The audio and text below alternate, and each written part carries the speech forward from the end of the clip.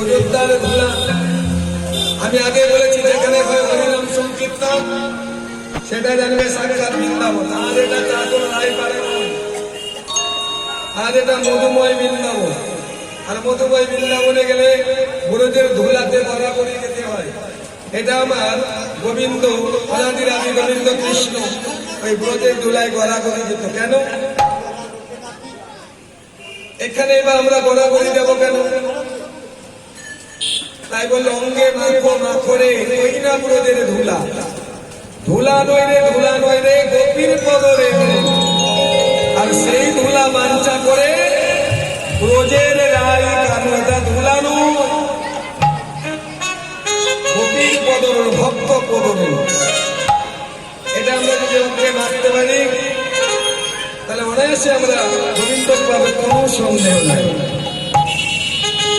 আমরা গঙ্গা জলে স্নান করে আমরা মুক্ত হয়ে যাই। গঙ্গা কিসে পবিত্র হয় না? এই সংকীর্তনের ধুলা যদি পড়ে গঙ্গার জলে, তবে মুক্ত গঙ্গা মুক্ত হয় ভাগবত বলে। এই সংকীর্তনের ধুলা যখন গঙ্গায় পড়ে তখন গঙ্গা মুক্ত হয়। নিতাই বল। এই ধুলা যদি একবার কোন পাপীর গায়ে গিয়ে পড়ে, শাস্ত্র বললেন সেই পাপীও নাচতে নাচতে বৈকুণ্ঠ যাবে। এই সংকীর্তনের ধুলা যদি আমরা রেখে পথে যেতে পারি, রাস্তায় যেতে পারি, কোন কর্মে যেতে পারি, শাস্ত্র বললেন জলের কুমির বনের বাঘ দূরেতে পালা।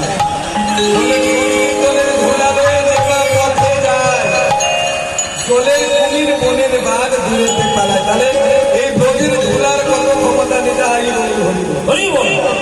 তাই আমরা এই জয় শ্রীরামের গান আমরা গাইলাম, একটা গাইবো, এবার সবাই মিলে গাইবো।